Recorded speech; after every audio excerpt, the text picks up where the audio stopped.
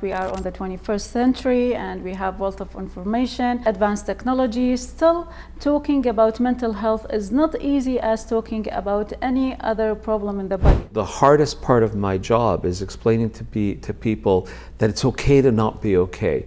It's okay to talk about mental illness, to talk about how to improve and how to cope with very complicated situations. Which one is the best to deal with mental health disorders? Cognitive therapy, drugs, or both? It doesn't matter where you go in the world, there's always some underlying issues that have impacted the history of the people from that region. So you need to understand that and be able to help the person understand it and then look for their strengths to be able to overcome that and be able to live as normal a life as possible. Can a person have more than one mental disorder at the same time? It really is the sum total of who we are. Without mental health, there is no health. Hi, this is Nora De Silva. The subject of the episode today is mental health. Although we are in the 21st century and with all the wealth of information and the advanced technology that we have on hand, still talking about mental health pose a challenge. Today, I am honored to have with me Honorable Michael Tibollo, Ontario Associate Mental Health and Addiction, and together we will be talking about mental health, causes, symptoms, and how to help people whom having these disorders. Hi, Mr. Michael Tibollo, how are you doing? I'm good, Nira. Thank you for having me today. Thank you so much for coming and your willingness to share your expertise and information with us today. My pleasure. Thank you. How many years have you been working as an Associate Minister of Mental Health and Addiction? I am now the Minister for 3 years with my focus on mental health and addictions, but I have prior experience in the area of mental health and addictions. Can you please introduce yourself? So I started off practicing law. I was a lawyer for 30 years. In that time, I started doing work with an addiction center that looked after men with addictions that were living in a residential therapeutic community. I worked there as a volunteer. I started helping young men and grown-up men, older men that had problems with addictions. And they also many times had concurrent disorders, mental health disorders. So I started working there, and while I was working there, I realized that more work needed to be done because it really wasn't being addressed the way it should be addressed. And so I went back, I took some courses, I started spending more time at the addiction center helping people. And then it got to the point where I realized that organizations that raise money through philanthropy are not really adequate to be able to do the work that needs to be done, that the government needed to be involved. So I made the decision to run for provincial politics because mental health is part of health and it's a provincial responsibility. I got elected. I became the Minister for Community Safety and Corrections, which is the Solicitor General, so I was responsible for the police, for firefighters, for the corrections facilities. I stayed in that portfolio for a while, and then from there I was moved to tourism, culture, and sport. And in all the portfolios that I held, I always realized that something more needed to be done for mental health. So as Solicitor General, I was always worried about the mental health of our first responders.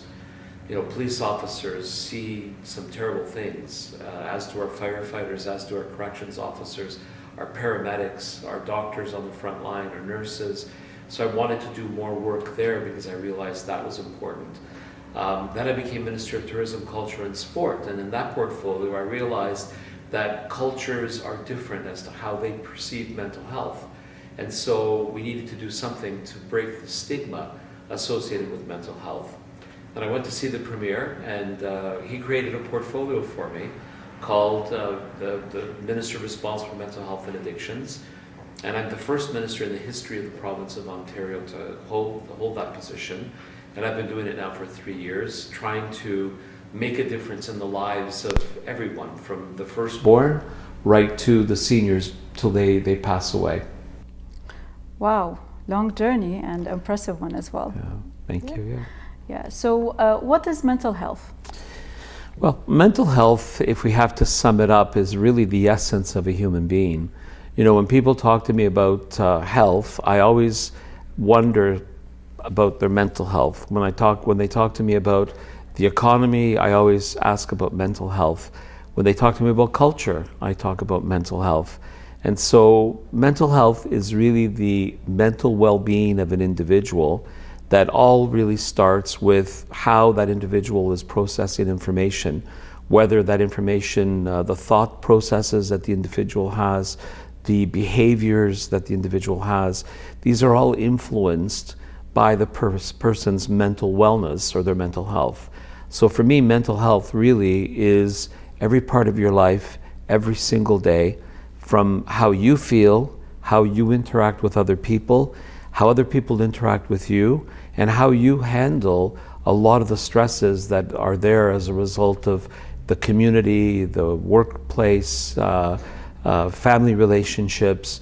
It really is the sum total of who we are. Without mental health, there is no health. Mm-hmm. So as I have started my introduction by saying that we are on the 21st century and we have wealth of information, advanced technology, still talking about mental health is not easy as talking about any other problem in the body like back pain, stomach ache, and as well the people who are suffering from mental health, they don't want to confess or acknowledge that problem.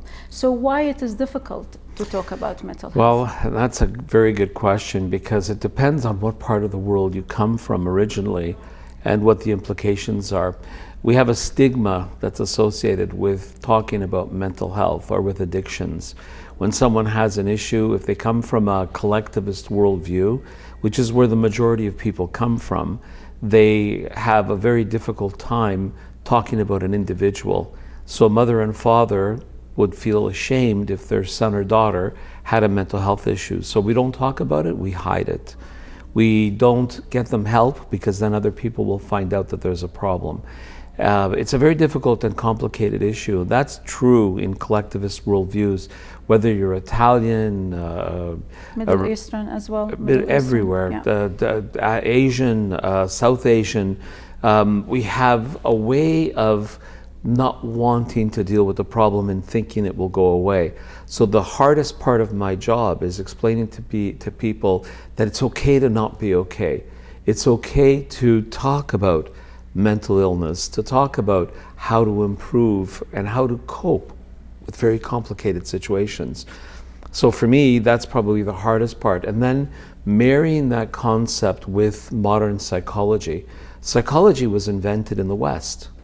You know, England, the United States, and Canada is really where all the work that we do today, whether it's cognitive behavioral therapy, psychoanalysis, whatever types of therapies are being done, they were all developed in individualistic societies that are focused on the individual, not on the community or on the family or on the society.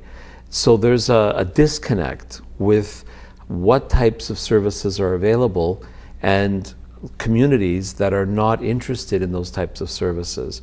So one of the hardest jobs for me is to try to explain to people and to ensure that there's a cultural sensitivity in the delivery of the service. So I always try to find, for instance, if someone who's Indigenous has a problem, the problem should be addressed in their community using things like land-based healing, water-based healing, which are fundamental to them. They understand and appreciate it, but also you build the cultural alliance, the therapeutic alliance that's necessary based on the culture to be able to deliver services. And that's true if you're Chinese, South Asian, whatever part of the world you come from. Building that therapeutic alliance, that trust, is the first step to getting someone help for mental illness. So you just mentioned the cognitive therapy. Which one is the best to deal with mental health disorders? Cognitive therapy, drugs, or both?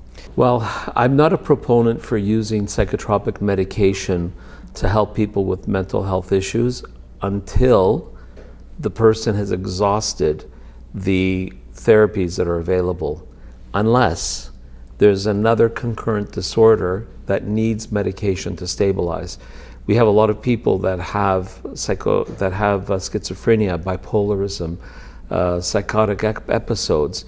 In those cases, medications are warranted to stabilize the individual, but still there's a lot of work that can be done, whether it's CBT, DBT, so many other therapies that are available. But my first line of defense with a mental health issue is to not use medications to try to help the individual. I really believe that sometimes the best solutions come from talking, from doing different types of therapies without the intervention of psychotropic medication to change the person. And that is important for a couple of reasons. One, it's a much more natural way to resolve issues. And I was taught very early on that when we're born, we're given all the tools we need to live a healthy and safe life. If that's the case, everything we need is inside us. The problem is because of stress, anxiety, and a lot of other issues that happen, we lose the ability to actually bring those strengths out of us. And that's really because people have that within them, the strength to be able to do it. They just lost their way or never had the opportunity to understand those strengths. And so the weaknesses are emphasized. So for me, the first thing to do is to always learn about the individual, learn about the culture the individual is coming from, understand the needs of the individual and the implications of their childhood upbringing. You know, we have a lot of intergenerational trauma, pretty much no matter where you go in the world. If you're black, then you've got the issue of slavery. If you're Jewish, then you've got the Holocaust. It doesn't matter where you go in the world, there's always some underlying issues that have impacted the history of the people from that region. So you need to understand that and be able to help the person understand it and then look for their strengths to be able to overcome that and be able to live as normal a life as possible. Okay, so I will change my question from is all mental health disorder genetics to is some of mental health disorders are genetics? That's another really interesting question because there's a genetic component to many of the underlying mental health issues. Some of them are started at the time when, before perinatal, before the child's even born. There's some issues that end up resulting from poor nutrition of the mother. Oh. There could be substance abuse with the mother that then is carried to the child. So there are implications genetically and also as part of the developmental cycle from when the child is born to when the child becomes an adult. But especially in the formative years, up to about the age of 5, every single minute, there's 1 million neurons every minute that are igniting in the brain and developing as part of the mind. If you start with poor diet, if you start with stressful situations, those will have implications that, while they may not appear genetic, end up impacting on the genetics because of how the brain will develop from that point. In addition to that, women are more predisposed to an addiction than men are because of their physiology. So that is an issue you take into account. The Chinese, the indigenous people of Canada, I think all of North America, they're predisposed genetically to substance abuse relating to alcohol because they can't process it the same way that white people can, non-indigenous people can process it. So there are some implications genetically in terms of the ability of an individual to sustain themselves. Even addiction, women are more prone to addiction than men because of their physiology. So a man may try to smoke crack cocaine. A woman may try once and she'll become addicted. A man may be 3-4 times before he becomes addicted, only because of the physiology of the woman versus the man. So can a person have more than one mental disorder at the same time? Absolutely. We talk about concurrent disorders all the time. We also talk about mental illness that's induced by the use of substances. We're finding more and more now, for instance, young people that use cannabis before the age of 24 have modifications to their genetics that make them more prone to being schizophrenic. And so if that gene is activated by the use of a substance, then it becomes an addiction. but more importantly, it becomes a concurrent disorder because of the schizophrenia. There are many people that suffer, and I've seen lots of assessments where an individual, has anxiety and has, personality disorder. Another individual, there's so many different disorders, and a lot of times there's a concurrent disorder attached to the main one. So when it comes to treatment, you need to understand that as part of the plan for treatment once you've assessed and diagnosed the individual. Okay. So is mental health a problem? Is it chronic or treatable? Well, again, mental health, these are questions that could be an hour answer for each one of the answers. But when you look at a person's mental health, and you look at the person from the standpoint of where they are and what their lives are, like the moment in time that you determine them, that there is a problem. The resolution of those problems can be done without medication, but early onset and early interventions are extremely important. So one of the things that I believe in is early intervention by giving the tools to young people, assessing and diagnosing people with a mental health issue. So we know, for instance, 70% of all mental health issues that we see in adults could have been diagnosed and treated in adolescence or youth. Mm-hmm. What that means is that a lot of these issues are going unchallenged, unscreened, and the individual grows up with anxiety or with depression or with another mental health disorder, and it's only dealt with in adulthood because it becomes overwhelming and the person can't function. Mm-hmm. That's why it's really important that we do early intervention, early diagnosis, and provide supports to children and youth. We teach them resiliency skills like meditation. We work with them to make them more resilient and less likely to end up with a disorder that's going to be much more complicated to fix when they're older. So can kids have the same mental disorders as adults? Many times the disorders that adults have, I'd say pretty well in all cases, mm-hmm. they start in childhood. And a lot of them are rooted in the fact that we have a lot of issues with families that are broken. We have a lot of issues with one-parent families and even families with two parents but both working 20 hours a day, mm-hmm. and the children not having the supports they need at that critical time in their lives. So the issue is, how do we reinforce and build attachment, stronger bonds between the family unit to be able to see what the problems are and then reinforce the family as a unit to provide those supports. And that family is also the extended family. It's also the community, and engaging people, talking about it, because when they talk about it and they bring it out, it's easy to deal with those problems. It's the hiding of the problem, it's the delay in getting the help that's needed that exacerbates the problem, and it makes it a lot harder to solve later on.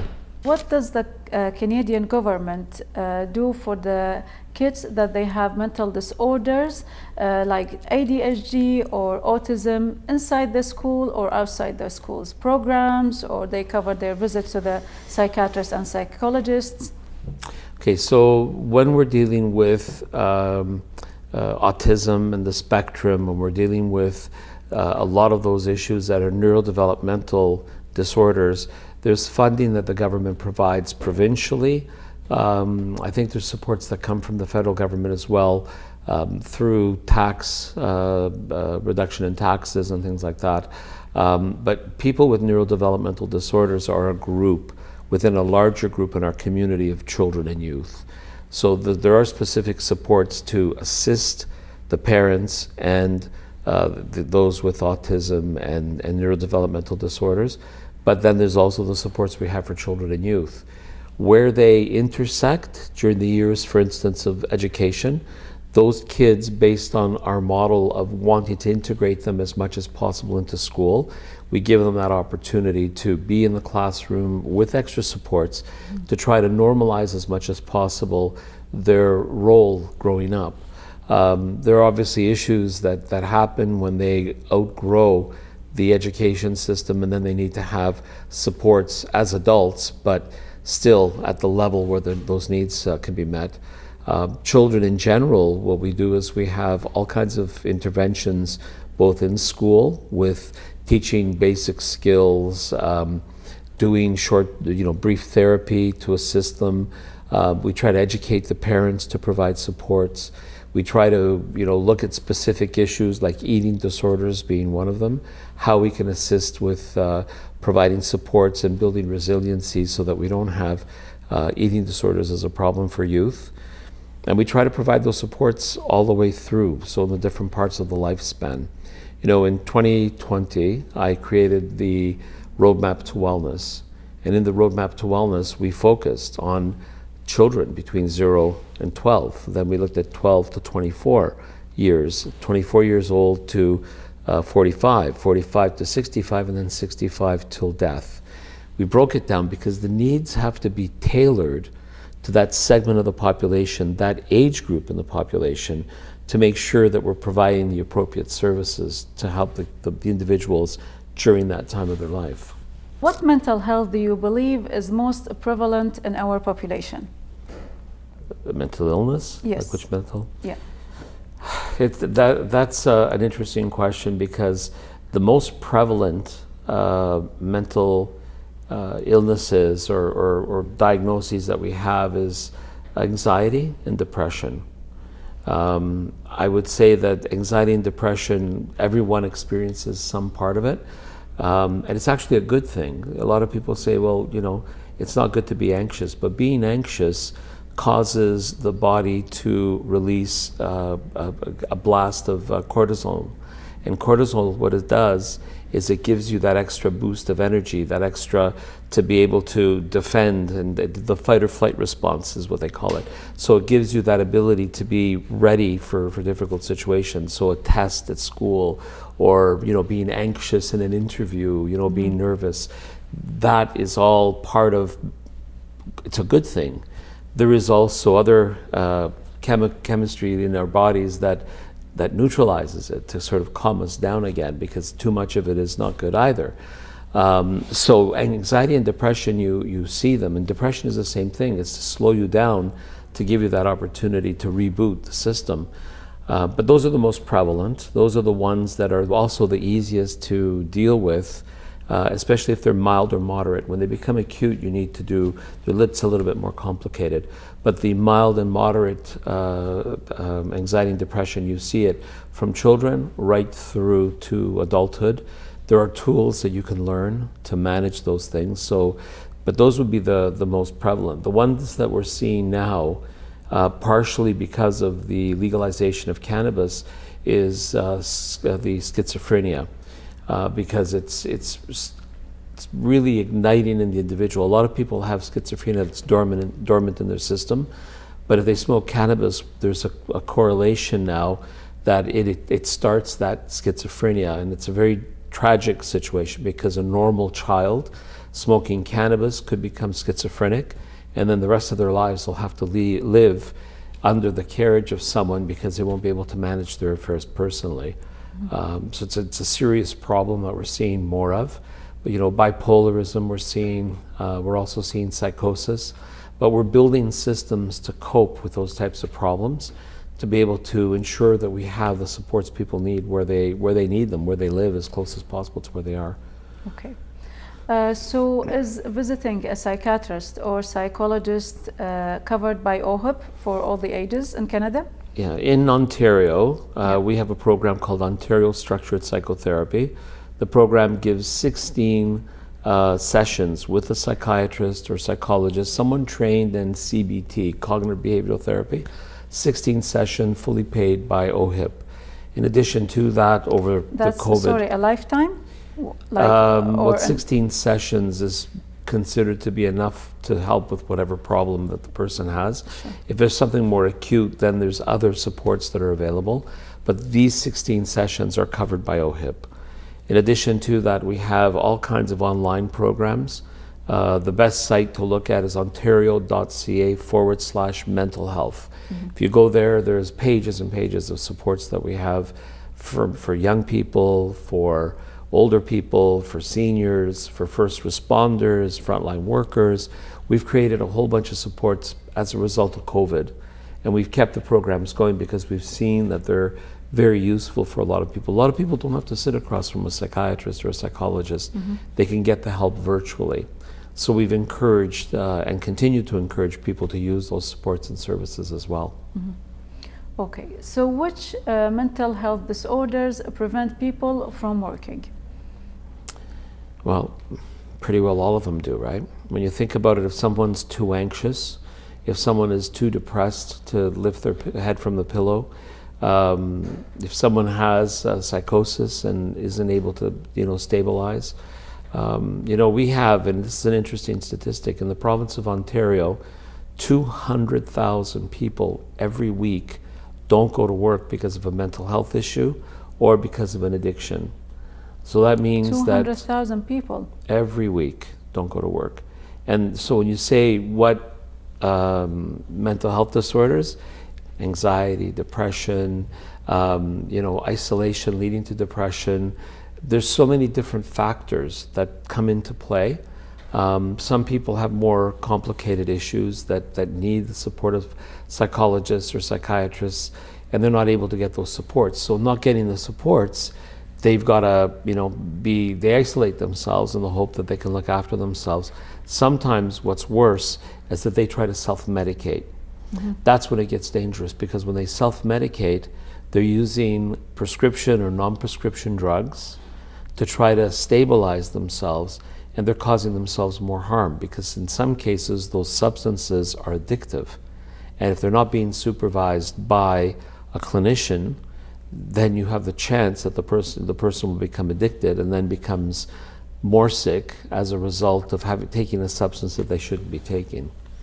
Okay, so is all these the 200,000 people that calls every week to get sick leave, this is like something temporary, or it is like they needed 1 week off, 1 month off, then they can go back to work. But is there any condition that totally they cannot go back to work, like schizophrenia, for example? Yeah, again, schizophrenia can be managed. Okay. What happens is that many times people get medication, they stop taking it, and then it becomes aggravated, the situation, and then they can't function anymore.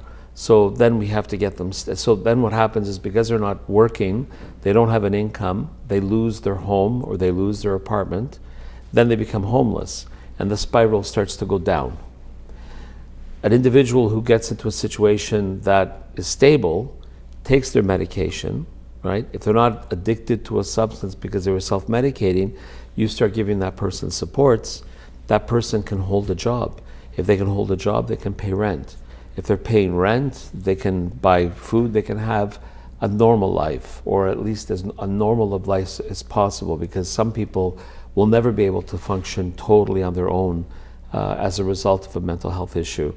But are there people that are so depressed, acutely depressed, that they can't go to work? Absolutely. So anxious that they don't want to leave their apartment, so afraid of being out in the open that they don't like to see crowds, they need to stay isolated by themselves. Absolutely. There's lots of people, well, not huge amounts of people, but there's a percentage of the population that's in that case. And so we're, again, how do you give help to someone? One, they have to ask for it. They have to acknowledge that they have a problem, right? Yeah. Then you can provide them with those supports. And I can tell you, and whoever's watching, if someone has a mental health issue, you have to get that person help. It's not the best thing to do to leave them in the basement, or to give them a video game and let them play a video game, or leave them on social media and think that they're going to get better over time. They're probably going to get worse. And so early intervention is the key to success. If you intervene early, you understand what the issues are, the complex pieces of it never materialize, and the person gets better. So it is the key for the cure. The early as possible is the key for the cure. Yeah. for Accepting intervention. Yeah. that there's a mental health issue. Yeah. Finding the appropriate caregiver that's culturally sensitive, culturally appropriate, and then having that person spend time with that individual, getting the help that they need. And it will make a very big difference in the person's life very quickly. What are some of the key challenges that you address in facing mental health issues? Well, for me as the minister, the big issue is to build a continuum of care to support people in the community and not wait for them to end up in an emergency room at a hospital. That, a lot of people will say, what does that mean? Most cases of mental illness are best dealt with in the community. And when I say in the community, not just the person with the problem, but the family as well. Because many times the problem needs to be understood by the family to make sure that the appropriate supports are put in place. And so the biggest challenge I have is, how do I build a continuum of care where one didn't exist before, or that was siloed because the government didn't have a vision to create that continuum of care? We've taken a very focused approach. We want to build a system of care that looks after the individual as much as possible in the community, making sure that he or she doesn't end up in an emergency room to get help at the last minute when the problem has become really serious. So the more we can do in the community early on, the more supports we can provide, the less likely it is that the person will go to the hospital. So the creation of that model, the creation of the coordination that needs to be taken to get rid of the silos, and building that system with the appropriate funding is really what my job is all about. So what do you, although you said lots of points about how to deal with the issue, but do you have anything else to advise families and individuals that they are suffering from mental health disorders? Well, there's all kinds of resources that are available online for parents, for husbands to support the wives, wives to support the husbands. It has to start with the person acknowledging that they have a problem. Even between parents and their child, if the child doesn't acknowledge that they have a problem, the parents can drag them kicking and screaming to the doctor and they'll provide supports, but that person needs to acknowledge they need help. And then when that person ages out and becomes an adult, if they're not prepared to get help, then there's very little we can do at the present time, the way the system is. But the most important thing is recognizing that there is help out there and that you have to reach out for it. And there's nothing wrong with asking for help. As a matter of fact, it's the compassionate thing to do, whether it's the parents toward their child, whether it's a husband towards his wife towards the husband. The mental health is an issue. Like I said when we started talking, it affects every part of your life.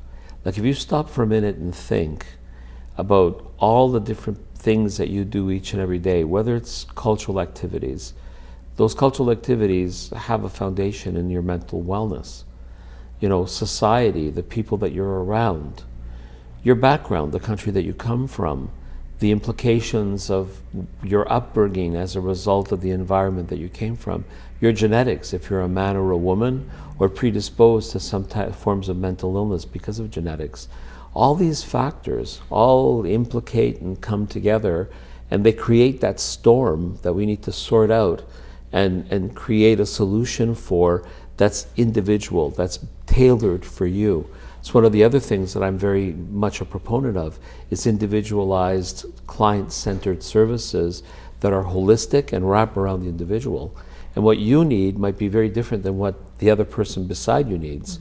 And again, understanding that and building that type of compassionate care model is what my job is. We're investing now $525 million every year on mental health and addictions investments. That's over and above the money that the government has already been invested. And these investments are to build out those supports and services to make sure that we address them wherever it's most age appropriate, wherever most culturally appropriate, by using the right supports and services, and making sure that the individual gets those supports as close to home as possible. Because that's another element. There's no point driving to downtown Toronto if you live in Oakville to get help. You need to get help in Oakville. And so building a model that provides those supports and services in Oakville is extremely important. Thank you so much, Honorable Michael Tibollo, for the great information that you have shared with us today. I really appreciate every and each sentences that you have put with us today. Well, Laura, thank you for having me and helping me bring awareness to the people of Ontario and maybe outside the borders of Ontario that it's okay to not be okay. Mental health is health, and we have to work to ensure that everybody is healthy mentally so that we can have them be productive members of our society. Thank you so much, whoever are watching today. I hope you will be get useful from all the information that Honorable Michael Tibollo has shared with us today, and see you in the next episode. That was Nora De Silva. Thank you so much.